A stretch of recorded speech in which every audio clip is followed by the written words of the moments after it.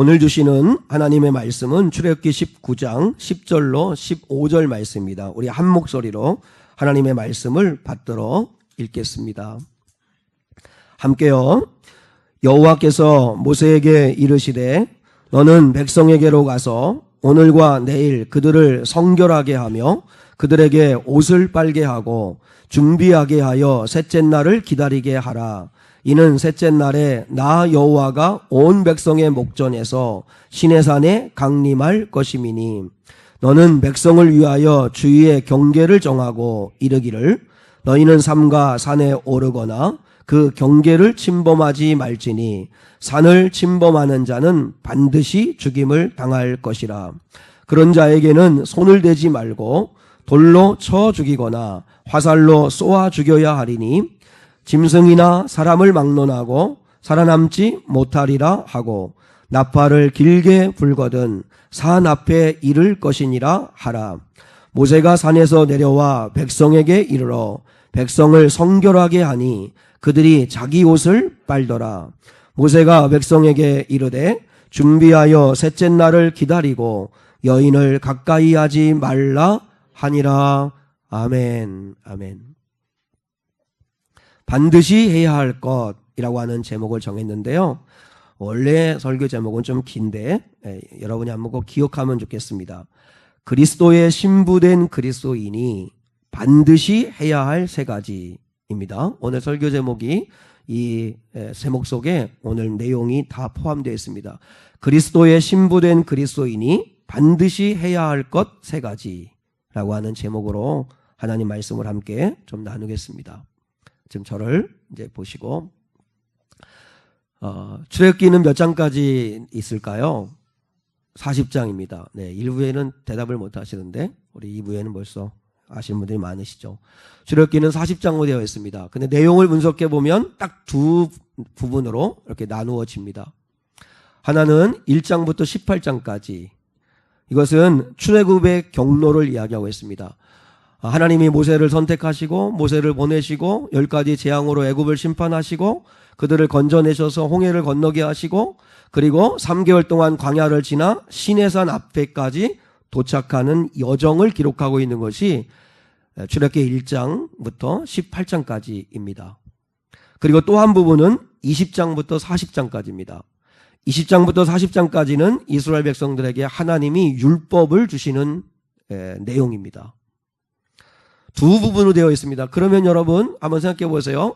1장부터 18장까지는 애굽에서 나온 출애굽의 경로고 20장부터 40장까지는 하나님께서 이스라엘 백성들에게 주시는 율법이라면 19장은 뭘까요? 19장은 뭐 곁다리로 껴있는 걸까요? 왜 19장이 있을까요? 18장까지 20장부터가 이렇게 두 부분으로 내용이 출애굽기가 구성되는데 19장이 그 사이에 끼어 있습니다. 늘 계속 몇 주간 말씀드리지만 19장은 하나님의 프로포즈이고 그리고 하나님께서 난 너희와 언약을 맺고 함께 결혼하자라고 하는 것과 같은 영적인 의미가 있다고 말씀을 드렸습니다. 그래서 출애굽기 19장은 언약을 맺고 하나님께서 이스라엘 백성과 결혼식을 하는 장면입니다. 이제 하나님께서 오늘 19장에서 너희가 나를 믿고 따르겠냐? 영원히 내 말을 듣고 순종하며 나를 믿겠느냐? 그렇게 하겠다고 이스라엘 백성이 승낙을 합니다. 프로포즈를 받아들입니다. 그러자 하나님이 그러면 너희가 이제 나와 너희 사이에 원만한 결혼 생활을 하려면 건강한 신앙생활을 하려면 이것만은 해주면 좋겠다 하고 20장부터 40장까지 하나님이 두 가지를 주십니다. 그게 뭐냐면 하나는 율법을 주시고 하나는 성막을 주시는 것입니다. 그래서 여러분이 출애굽기 20장부터 40장까지를 살펴보면 내용이 좀 어려우면서도 율법이 기록되어 있습니다.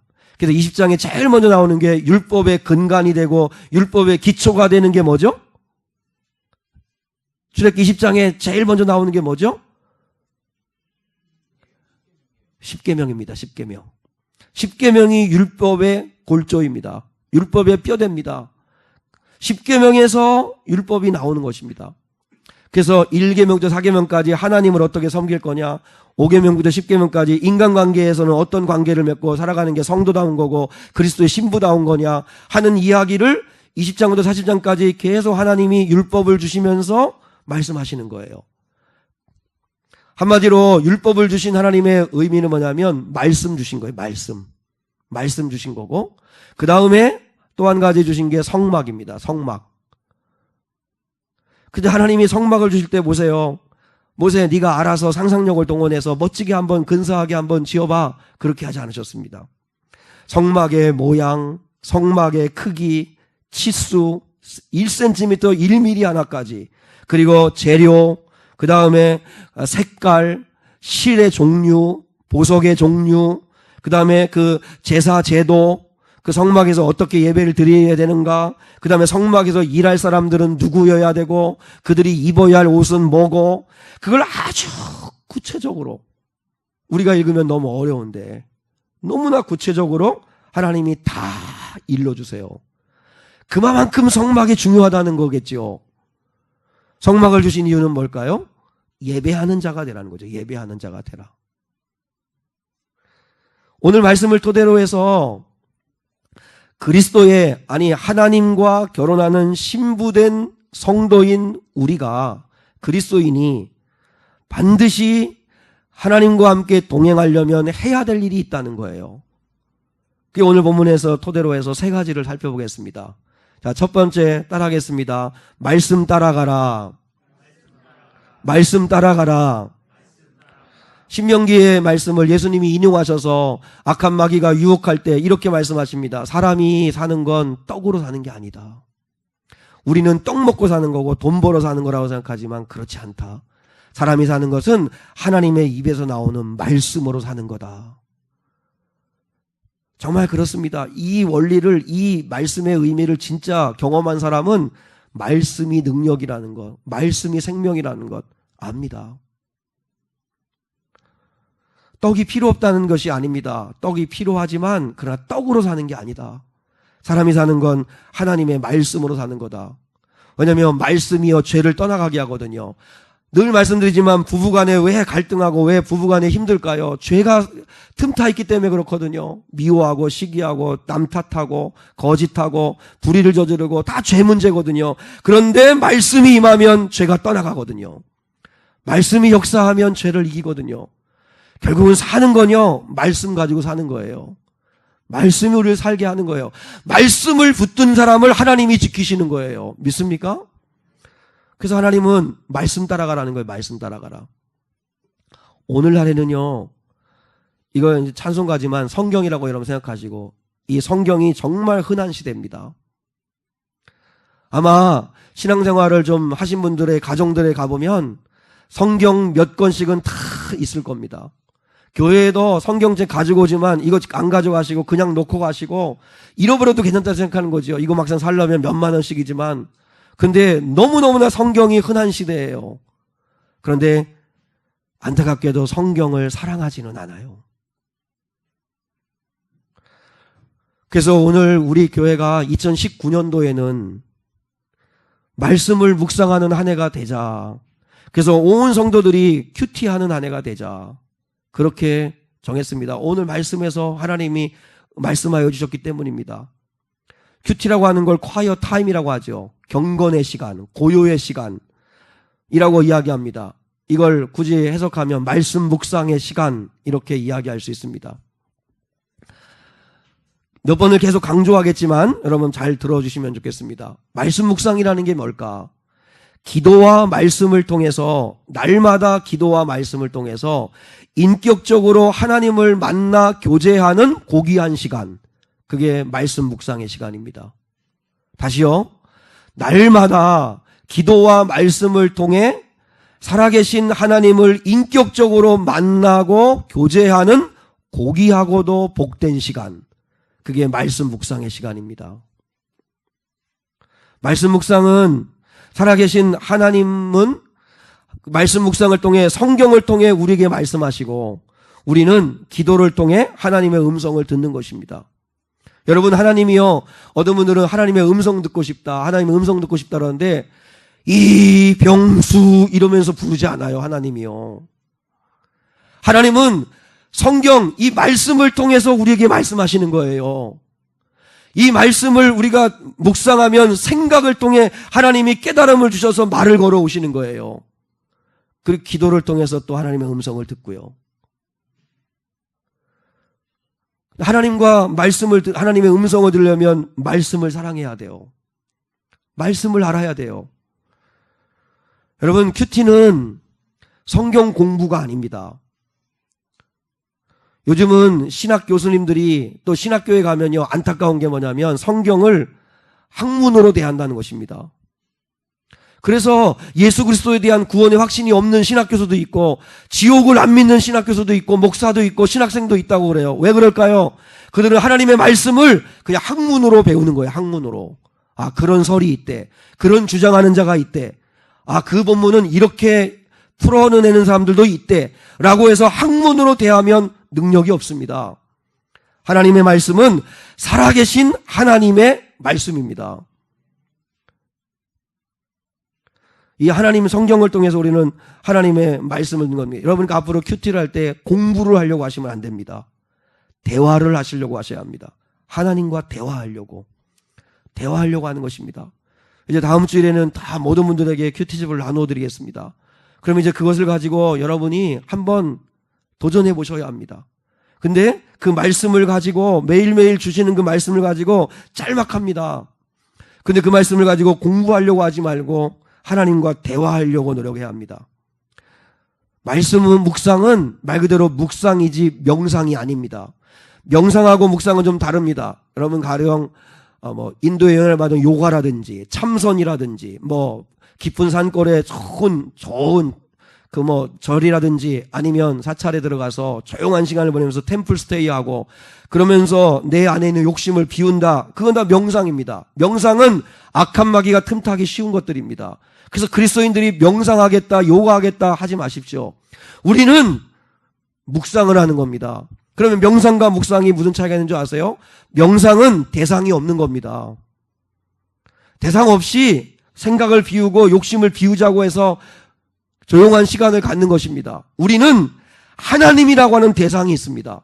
그리고 그 하나님의 말씀을 통해서 하나님을 만나는 묵상이지 명상이 아닙니다. 말씀 묵상은 명상하는 시간이 아닙니다. 하나님을 만나는 시간이고 하나님의 음성을 듣는 시간이고 그리고 그 말씀 앞에 내가 항복하는 시간입니다. 그래서 말씀 묵상을 하셔야 합니다. 여러분, 우리가 정한 게 성서 유니온에서 나온 매일 성경입니다. 매일 성경을 정한 이유는 다른 여러 큐티집들을 이렇게 보면 지루할까봐, 재미가 없어 할까봐 예화들을, 그림들을 많이 넣습니다. 근데 매일 성경은 말씀 중심입니다. 예화거리가 없습니다. 그 본문에 대한 설명을 해주는 부분이 조금 있고 말씀 자체를 보게 되어 있는 게 매일 성경 큐티집입니다. 그래서 정했습니다. 왜냐하면 다른 큐티집은 본문 말씀은 안 보고 읽을 거리, 예화거리만 보고 은혜 받아서 그러면 안 됩니다. 우리는 말씀을 찾아야 합니다.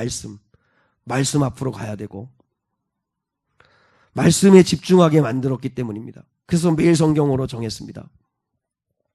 묵상이라고 하는 것은 성경에 보면 두 가지 뜻이 있어요. 여호수아 1장 8절에 여러분이 한번 가로에 무슨 말이 들어간지를 한번 맞춰보세요. 무슨 정답은 다 알고 있잖아요. 이 율법책을 내 입에서 떠나지 말게 하며 주야로 그것을 뭐하여? 큰 소리로요. 뭐하여? 묵상하여. 여기서 묵상이란 말이 하가입니다. 하가. 또 하나 시편 1편 2절입니다. 시편 1편 2절에 오직 여호와의 율법을 즐거워하여 그의 율법을 주야로 뭐 하는도다? 묵상하는도다. 자, 여기서 묵상은 하가라는 말인데 뜻은 으르렁거리다 뜻입니다. 으르렁거리다. 으르렁거리다는 뜻입니다. 준하가 이렇게 똑바로 앉아서 목사님을 봐.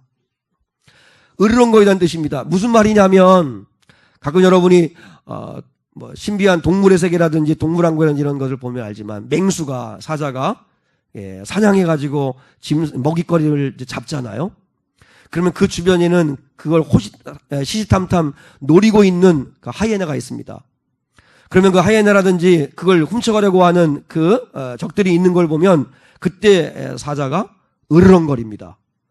무슨 뜻이냐면 이건 내 거다. 이건 손대지 마라. 이건 내가 잡은 거다. 내가 받은 거다라고 하는 의미를 내포하는 것입니다.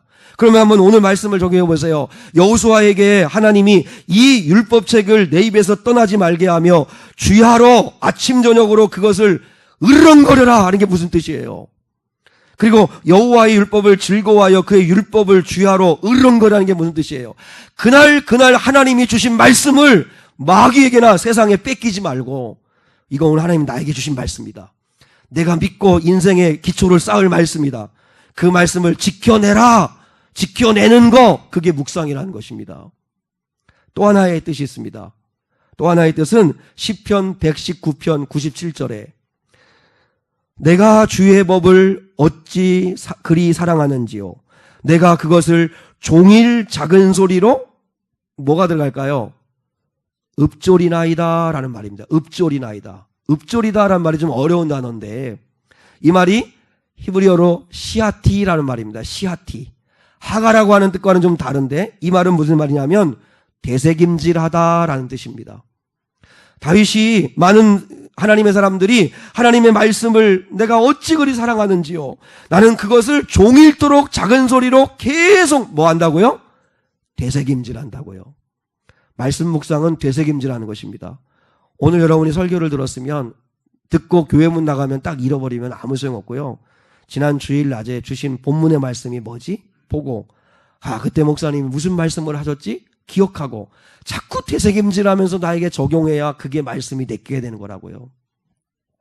아무리 여러분이 큐티집을 가지고 말씀을 읽으면 그걸 가지고 한번 그냥 이 말씀이었구나 그냥 읽고 지나가고 그렇게 뭐 때우는 식으로 그렇게 하지 마시고 그 말씀을 종일 작은 소리로 읊조리나이다. 되새김질하는 거예요. 되새김질. 이 말씀 묵상은 하루아침에 되지는 않습니다. 처음에는 잘 안 될 수도 있습니다. 그럼에도 불구하고 우리는 해야 합니다. 마치 콩나물을 시루에 콩나물을 키우듯이 물을 부으면 다 쏟아져 나오는 것 같지만 무럭무럭 콩나물 자라듯이 우리는 말씀 앞에 서야 그래야 그 말씀이 우리를 지켜주고 그리고 그 말씀을 자꾸 되새김질을 할 때 그 말씀이 우리의 삶에 복이 되는 통로가 될 수 있습니다. 그러면 말씀 묵상을 어떻게 하면 될까요? 어떻게? 내가 계속 반복해서 시간 있을 때마다 말씀드리겠습니다. 성경의 원저자가 누구시죠? 성경의 원저자가 누구죠? 성령이십니다. 성령. 이 예언의 말씀은 하나님의 감동으로 된 거니까 성령이 주셔서 사람들이 받아 기록한 거니까 이 성경 66권의 원저자는 성령님이십니다. 그러므로 큐티할 때 제일 중요한 건 큐티집을 가지고 펼치기 전에 성령께 기도하는 것입니다. 짧게 성경의 원저자이신 성령님 말씀 읽으려고 합니다. 말씀 보려고 합니다. 말씀해 주세요. 깨닫게 해주세요. 가르쳐 주세요.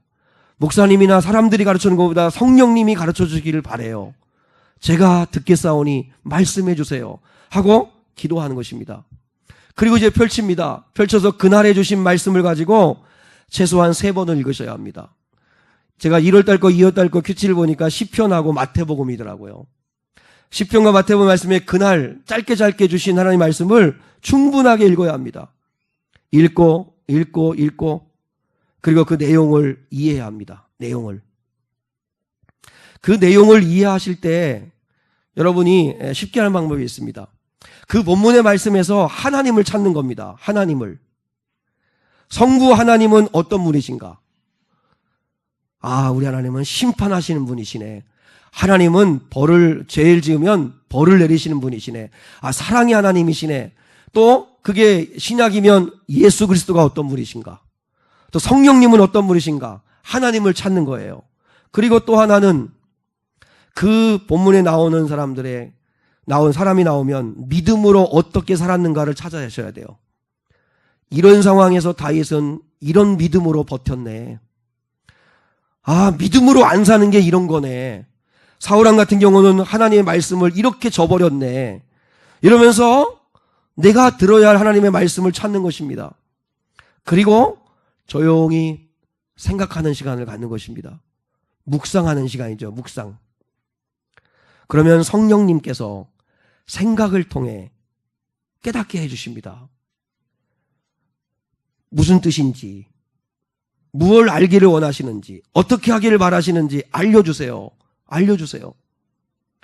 그래서 그걸 깨닫고 그걸 옮겨 적기도 하고 내 마음의 생각에 드는 생각들을 적기도 하고 그러면서 마지막에 적용을 하는 것입니다. 그러면 이 말씀을 오늘 하나님이 주셨으니까 오늘 하루만큼은 내가 거짓말 하지 말아야겠다. 오늘은 내가 대접하라고 했으니까 내가 5명에게 최소한 커피 한 잔은 자판기 커피라도 5명에게는 대접해야겠다. 구체적으로 오늘 할 수 있는 아주 구체적인 걸 적용하는 것입니다. 그게 해보는 것입니다. 그리고 성령님께 기도하고 마치면 됩니다. 그리고 난 다음에 하루 동안 돌아다니면서 그냥 또 까마득히 잃어버리지 마시고 점심 먹을 때나 또 오후에나 오늘 아침에 내가 읽었던 말씀이 뭐였지? 받은 말씀이 뭐였지? 아, 그거였지 하고 되새기셔야 합니다. 그러면 그 말씀이 여러분을 만들어 가십니다. 그 하나님의 말씀이 여러분을 생명의 길로 인도하게 된다는 거예요. 저는 우리 향한 성도들이 하나님의 말씀 따라가는 성도들 될 수 있기를 축복합니다. 제 성도들을 만나 이야기를 나누면 그때 알았더라면 그때 내가 이런 말씀을 얘기해 줬을 텐데 할 때가 많아요. 그래서 여러분 각자가 목사가 아닌 하나님께 말씀을 들으라는 거예요. 그 말씀을 하나님은 반드시 그날 주신 말씀을 통해 내가 꼭 필요한 말씀을 주세요. 그 말씀 앞으로 가시라는 거죠. 그래서 해야 합니다. 두 번째, 그리스도의 신부된 그리스도인들이 반드시 해야 될 두 번째, 따라하겠습니다. 예배하라. 예배하라. 하나님은 율법 말씀 주시고 두 번째 주신 게 성막을 주십니다. 성막. 여러분, 성막 가장 깊은 곳 지성소에 뭐가 있죠? 뭐가 있지요? 예? 법궤가 있습니다. 언약궤라고도 하고 그 법궤 안에는 모세가 시내산에서 하나님께로부터 받은 10계명이 기록된 돌판이 담겨 있습니다. 그 법궤를 지성소 가장 깊은 곳에 모시고 그리고 이제 성막 안에 거하는 하나님의 임재를 보면서 갑니다. 여러분도 아시지만 12지파가 40년 동안 광야를 갈 때 그때 민첩하고 힘있고 그리고 또한 능력 있는 지파가 이 땅에 진 치면 좋겠다. 그래서 먼저 깃발 꽂는 순서대로 그렇게 진을 치는 게 아니죠. 항상 진을 칠 때는 성막을 제일 가운데다가 딱 모셔놓고 그리고 동서남북으로 12지파가 3지파씩 진을 치게 되어 있습니다. 동쪽에 거할 유다 진영의 3지파, 그리고 또한 서쪽에 거할 3지파, 남쪽에 거할 3지파, 북쪽에 거할 3지파, 아예 하나님이 정해놓으셨습니다. 왜 하나님이 그렇게 하실까요? 성막을 중심으로 12지파가 뺑 둘러가지고 진을 치게 하신 이유는 뭐냐면 어디에서도 성막을 바라볼 수 있게 하신 것입니다. 무슨 의미일까요? 아침에 잠에서 일어나서 졸린 눈을 비비면서 나와가지고 아니면 하루 일을 하다가 아니면 또한 하루 일을 마감하다가 성막에서 자기의 그 텐트에서 이렇게 나오면 그러면 어디서든지 어느 방에서든지 성막이 보일 수 있어요. 이유는 하나님이 우리와 함께하고 계시는구나 라고 하는 걸 잊지 말라는 뜻입니다. 하나님의 임재. 하나님의 임재. 그래서 성막은 뭐예요? 성막은 다른 의미에서 회막이라고 하도 그럽니다. 회막은 만나는 장소입니다. 우리 만나자는 것입니다. 만나자. 내가 죄가 있어? 그러면 그 죄를 가지고 내게로 와. 그래서 구약시대 때는 그 짐승의 피로 너희 죄를 깨끗이 씻고 새 출발할 수 있도록 하십니다. 지금은 예수 그리스도의 보혈의 능력 의지에서 진짜 회개하면 예수님은 우리의 모든 죄를 씻어주시죠. 그리고 너희들이 상한 마음이 있어? 인생에 큰 고난이 있어? 문제가 있어? 만나자. 우리 만나자 하는 게 성막입니다. 만나자는 것입니다. 만나자고. 만나는 시간이 뭐예요? 그 예배 아닙니까? 오늘 시간에 여러분 저 만나려고 온 것도 아니고 우리 만나려고 온 것도 아니고 제일 중요한 건 하나님 만나려고 온 거 아닙니까? 하나님의 음성 들려고. 그래서 성막을 다른 말로 증거막이라고 합니다. 하나님의 말씀이 증거되어지는 장소. 하나님의 말씀 듣는 것입니다. 예배가 뭐예요? 하나님 말씀 듣는 것입니다. 하나님이 이렇게 살라고 말씀하십니다. 여러분에게 하나님이 이렇게 원하십니다. 듣고 그 말씀에 순종하라고. 그래서 성막은 하나님을 만나는 곳이고 와서 하나님 앞에 죄를 씻는 곳이고 문제가 있을 때 하나님 앞에 나와서 그 고난과 아픔을 쏟아놓는 곳이고 그리고 하나님의 말씀을 듣는 곳이고 그래서 하나님이 성막을 주세요. 왜요? 예배하라고. 그래서 이스라엘 백성들은 예배를 떠나서는 살 수가 없습니다. 그래서 이사야에서 하나님이 뭐라 말씀하세요? 우리를 구원하시고 선택하신 목적은 예배하기 위함이다. 찬송하게 하기 위함이다. 말씀하시잖아요. 그런데 사탄의 전략이 뭔지 아십니까? 예배를 무너지게 하는 것입니다. 예배를 무너지게 하는 거. 엘리야가 갈멜산에서 바알 선지자들 450명, 아스라 선지자들 400명, 850명하고 누가 살아계신 하나님이냐, 누가 진짜 살아계신 신이냐 맞짱을 뜰 때 영적으로 그때 바알 선지자들이 아침부터 저녁 늦게까지 바알 하면서 그러자 자기 그 몸을 막 가해를 가하면서도 바알을 외쳤지만 전혀 응답이 없었습니다. 이제 엘리야 차례가 되었습니다. 엘리야가 하나님 아버지 앞에 두 손을 들고 하나님 불을 내려 주옵소서 기도하기 전에 한 일이 있습니다. 뭐냐면 무너진 단을 새로 쌓는 일이었습니다. 왜 단을 쌓았을까요? 예배가 무너졌기 때문에 이스라엘 백성들이 이 지경 된 거거든요. 바쁘고 분주하고 세상 사느라고 바알 쫓아가느라고 맘모님 쫓아가느라고 정신없어 하느라고 뭐가 무너졌냐면 제단이 무너졌어요. 제단이. 그래서 이스라엘에 비극이 왔어요. 그래서 엘리야는 하나님의 불같은 응답을 받기 이전에 우리가 먼저 회복할 게 있다. 그게 뭐냐면 제단 쌓는 거다. 제단 쌓는 거. 여러분 사탄의 유혹이 뭔지 아십니까? 예배가 무너지면 교회도 무너지게 되어 있습니다. 예배가 무너지면 가정도 무너지게 되어 있습니다. 예배가 무너지면 여러분의 영혼도 무너지게 되어 있습니다. 처음은 잘 되는 것 같죠. 바알의 덕으로 잘 사는 것 같죠. 그러나 제단이 무너지고 깨어져 있으면 하나님의 신은 역사하지 않습니다. 하나님의 불은 임하지 않습니다.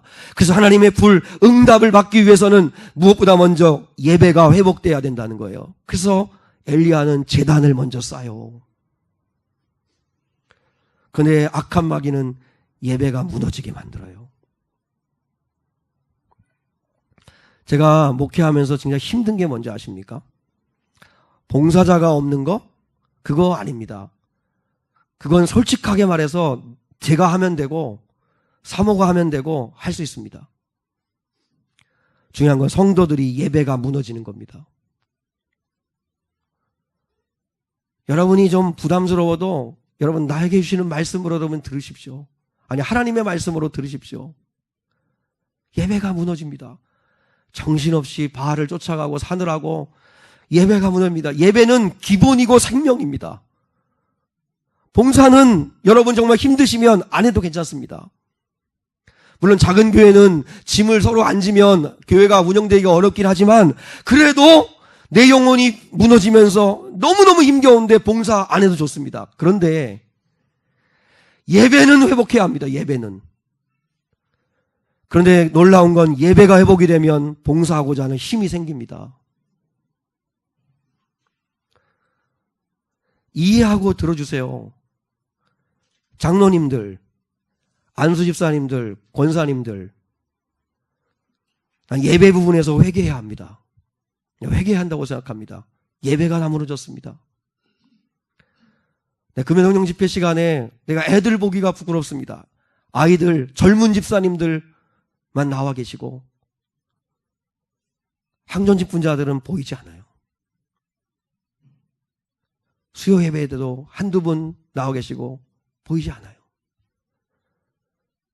여러분 예배는 생명이고 기본인데 기본도 안 하세요. 그건 있을 수 없는 일이에요. 그건 하나님 앞에 회개해야 돼요. 내 삶의 예배가 무너졌습니다. 하나님.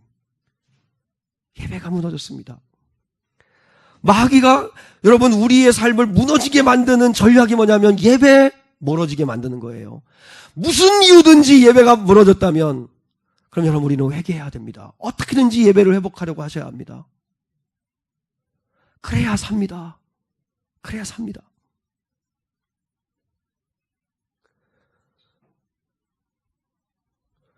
여러분 봉사는 안 하셔도 괜찮은데 기도와 말씀, 예배는 회복하셔야 합니다. 예배는. 그 예배가 회복되어서 여러분 너무 힘들어도 예배하셔야 되고, 부부간에 정말 죽이겠다 서로 담벼들어 싸워도 예배하셔야 되고, 너무 정말 힘든 일이 있어도 예배하셔야 되고, 예배해야 그래야 회복이 일어납니다. 예배해야. 나는 우리 미래교회에서 드린 예배가 너무 회복이 안 돼. 그러면 다른 교회 가서도 예배 드십시오, 그러면. 근데 정말 예배는 회복해야 합니다, 예배는. 그래야 그건 생명이거든요.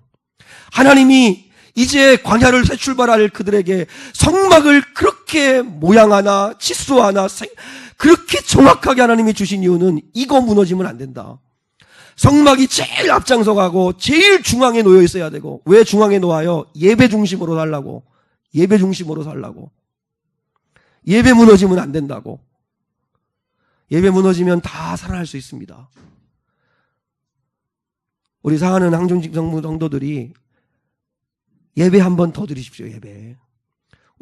특히 우리처럼 작은 교회들은 여러분 서로 간에 예배 자리를 함께 채워야, 그래야 서로 힘을 얻지 않습니까? 우리가 앞으로 이제 2019년도에 주일 1부, 2부 예배 드리는 거를 합쳐서 11시 예배 드리자. 이유는 11시 예배가 너무 예배자가 빈자리가 많아서 힘들다. 새벽 예배도 똑같아요. 새벽 예배, 다른 타교회 교회에서 오시는 분, 그 다음에 우리 교회 성도 한두 분, 난 너무 힘들어요. 새벽 예배 드릴 때마다.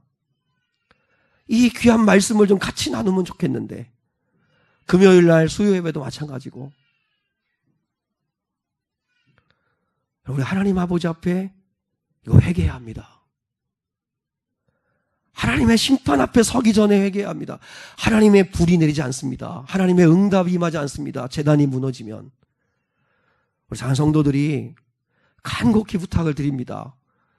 예배 한 번 더 드리시고, 그리고 우리 항존직 분자들은 봉사 너무 힘드시면 말씀해 주세요. 너무 힘들어서 내가 봉사는 못 하시겠다고.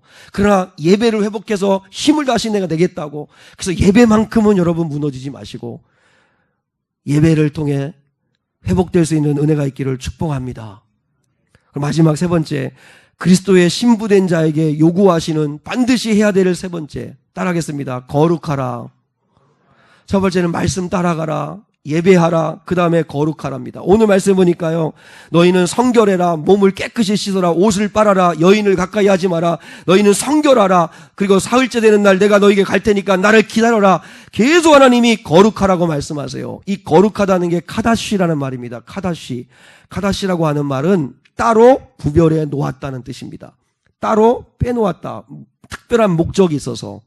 그래서 여러분, 교회에서는 거룩할 성자를 다 씁니다. 지금 여기는 은성 빌딩 989번지 4층인데 이거 우리 건물 아닙니다. 그런데 여기를 우리는 성전이라고 그럽니다. 왜요? 거룩한 예배당이니까. 하나님을 예배하는 곳이니까. 그리고 여기에 모여있는 여러분을 뭐라고 하죠? 성도라고 합니다. 성도. 나는 성도답지 않은데도 불구하고 하나님은 예수의 보혈의 능력을 의지해서 성도라고 말씀하세요. 거룩한 사람들이라고. 거룩한 사람들이라고. 왜요? 이 수많은 사람들 가운데 예수님으로 말미암아 구별된 자들이니까. 하나님은 그렇게 우리를 봐주시는 거죠. 그리고 교회에서 쓰는 물건을 성물이라고 합니다. 이거 똑같은 그냥 물컵입니다. 그런데 교회에서 사용하고 예배 시간에 목회자가 그 갈증을 해소하기 위해서 쓰는 이거기 때문에 이게 성물입니다. 성물. 그래서 교회에서는 종이 하나, 콘센트 전기 하나 여러분이 아끼고 그리고 하나님의 것처럼 귀하게 사용해야 되는 건 성물이기 때문입니다. 성도들의 헌금으로 드려진 거기 때문에. 여러분, 교회에서 예전에는, 지금은 아니지만 가난한 시절에 목회아들 그 떼거리가 없고 하니까 저희 어머니 때는 늘 봤는데요. 하나님 몫으로 하나, 아버지 몫으로, 엄마 몫으로, 내 자녀들 몫으로 해가지고 그 쌀을 한 숟갈씩 떠가지고 일주일 동안 모은 걸 교회에 가져가서 그 성미함에다가 이렇게 쏟아부으면 그걸 목회자들이 식사를 해요. 그래서 그때 드리는 쌀이 성미예요. 성미. 거룩한 쌀. 하나님께 드려지는 거니까. 그리고 교회에서 포도주와 그리고 잔을, 그리고 떡과 잔을 나누는 걸 성찬이라고 그래요. 성찬. 하나님을 성부 하나님, 성자 예수님, 성령 하나님이라고 홀리 거룩하다고 써요. 왜 그렇죠? 왜요? 구별된 거니까. 구별되었으니까. 근데요, 어떤 언어학자 그래요. 10년, 20년 뒤에 없어질 단어 가운데 하나가 거룩이라는 단어래요. 왜냐하면 거룩이라는 건 교회에서만 지금 쓰고 있대요. 교회에서만. 실제 그래요. 교회에서만 거룩하라고 하지 세상 어디에서 거룩하란 말 쓰지 않습니다. 여러분, 하나님이 왜 우리에게 거룩하라고 말씀하실까요? 너희는 구별된 자다. 너희는 특별히 나의 쇠굴라다. 나의 보물들이다. 그러니 세상과 다를 바 없이 그렇게 살면 안 된다. 구별된 삶을 살아야 된다고 말씀하신 거죠. 그러면서 오늘 하나님이 옷을 빨라고 말씀하세요. 옷을 빨라. 옷을 빨라는 건 뭐예요? 하루 종일 그 먼지에 묻고 그다음에 때에 끼고 했던 그런 오물 묻고 했던 그 옷을 깨끗이 빨라는 뜻이에요. 거룩하다는 건 깨끗하다는 거예요. 우리의 싸움은요, 깨끗한 싸움입니다. 여러분이 진짜 무서워하는 게 뭐예요? 가난해지는 거예요? 돈이 없는 거예요? 여러분이 지금 사골세에 사시는 거예요? 아니면 병드는 거예요? 병이 있는 거예요? 아니면 자녀들의 미래가 불투명한 거예요? 아니면 노후 준비가 안 된 거예요? 여러분, 우리 성도들이 진짜 두려워하고 무서워해야 될 건 더럽혀지는 것입니다. 더럽혀지는 것. 오늘 하나님은 너희 옷을 빨라. 옷을 깨끗이 빨라. 하나님 맞을 준비를 하며 옷을 깨끗이 빨라. 하나님은 우리가 거룩하기를 원하십니다. 여러분이 저에게 그렇게 요구하시잖아요. 자, 한번 예를 들어 보시죠. 의사하고 목사하고 같은 사자인데 목사 대접 못 받습니다. 그죠? 변호사, 의사, 검사 하면 대단한데 아직도. 여러분, 의사와 목사의 가장 큰 차이점이 뭘까요? 그랬더니 누가 그래요? 연봉. 연봉의 차이가 있어요. 의사들 돈 많이 벌죠. 배운 건 뭐 7년, 10년 같이 다 비슷하게 배우는데 의사들은 연봉 많죠. 근데 그건 뭐 그냥 쪼크지만 목사와 의사가 가장 큰 차이점이 뭔지 아십니까? 한번 예를 들어서 그 의사에게 가야 내가 병을 고침받을 수 있어요. 근데 그 의사한테 가서 고침을 받으려고 해보니까 그 의사의 사생활이 더러워요. 아내가 있는데도 또 다른 여자하고 막 바람이 났고 막 그다음에 막 돈만 밝히고 막 그래요.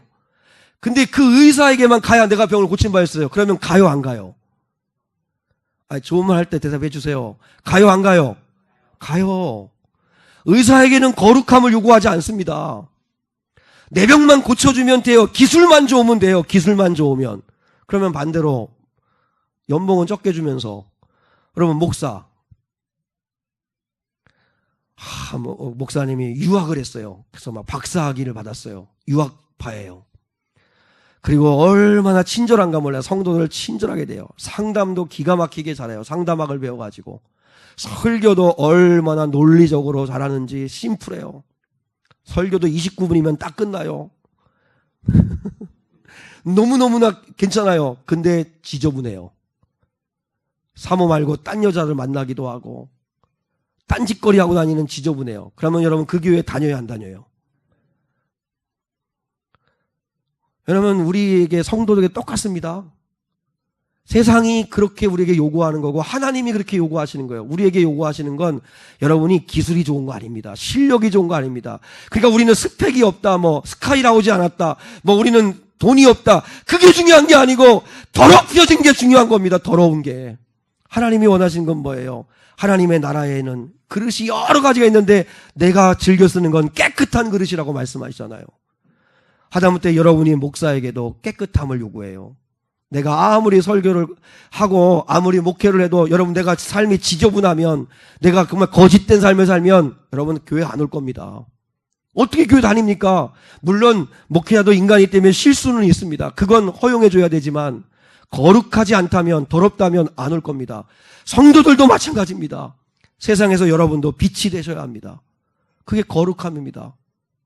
더럽게 사시면 안 됩니다. 하나님은 더러운 자를 쓰실 수 없다는 것입니다. 거룩한 신부된 자들에게 하나님이 요구하시는 거 거룩해라. 근데 놀라운 걸 하나 발견했습니다. 야고보서 3장 17절에 보니까요, 이 거룩한 것과 꼭 같이 가야 될 게 있더라고요. 한번 여러분 마지막으로 한번 찾아보시겠어요? 야고보서 3장 17절입니다. 야고보서 3장 17절. 빨리 찾으신 분이 페이지 수 좀 알려주실래요? 제가 페이지 수는 적지를 않아가지고요. 야고보서 3장 17절. 신약성경입니다. 몇 페이지예요? 374쪽입니다. 374쪽. 야고보서 3장 17절. 자, 같이 한번 읽겠습니다. 이제 마지막 말씀입니다. 시작. 오직 위로부터 난 지혜는 첫째 성결하고, 첫째가 하나님께로부터 난 지혜와 하나님께 난 사람은 성결해야 된다. 이게 거룩해야 된다. 근데 이것만 있는 게 아니라 같이 따라다니는 게 있어요. 성결하고, 시작. 다음에 화평하고 관용하고 양순하며 긍휼과 선한 열매가 가득하고 편견과 거짓이 없나니, 이게 성결입니다.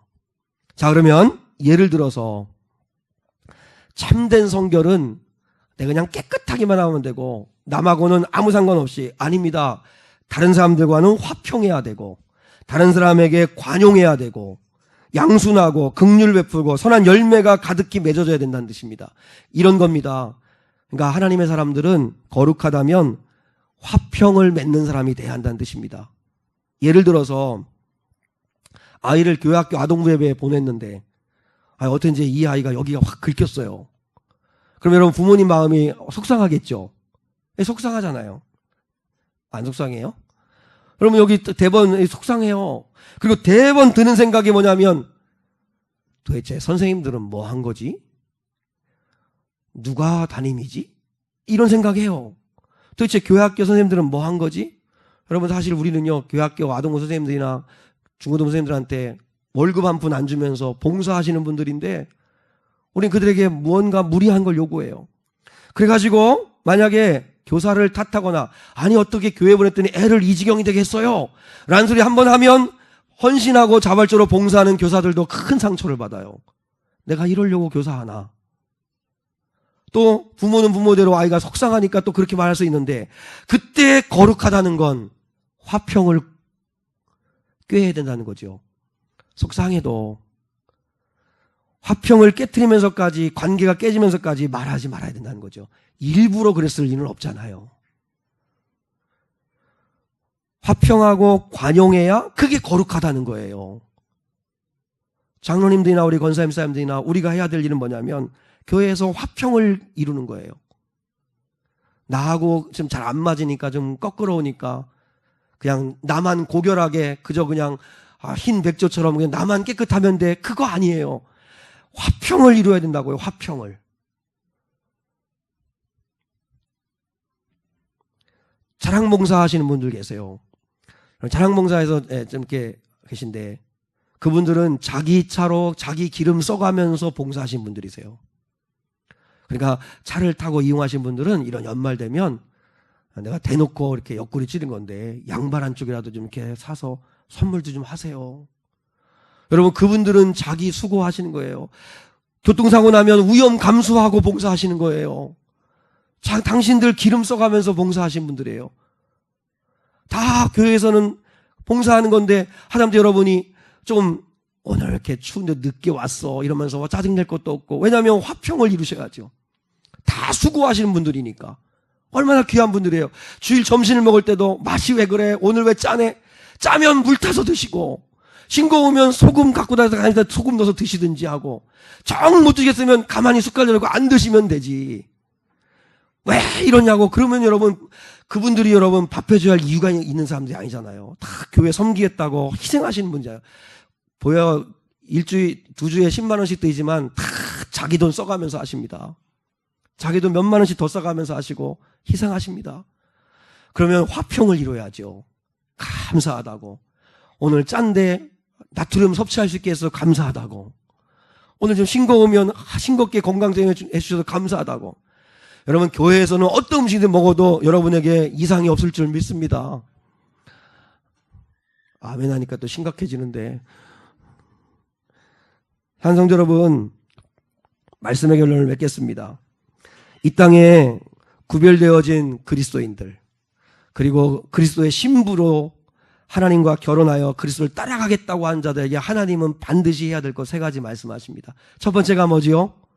말씀 따라가라, 말씀 따라가라. 그래서 2019년도 한 해 동안 우리 힘들어도 아마 우리 아동부 아이들이나 어린아이들은 가정에서 엄마 아빠가 좀 도와줘야 되지만 그래도 애들과 함께 말씀 가지고 다 똑같은 본문을 가지고 묵상하는 거기 때문에 대화할 수도 있거든요. 그래서 말씀 따라가자. 두 번째 뭐지요? 예배하라, 예배하라. 예배 무너지게 하지 말자. 마르다처럼 봉사하지 못해도 괜찮으니까 대신 마리아처럼 예배는 먼저 회복하자. 예배 회복하자. 한 번 더 예배 드리고 한 번 더 예배 자리를 지키자. 그리고 세 번째 무엇이죠? 거룩하자. 거룩하자. 구별되어지자. 주님은 그런 사람에게 복 주시고 쓰신다 한 사실을 기억하고 그런 성도들 될 수 있기를 주님의 이름으로 축복합니다.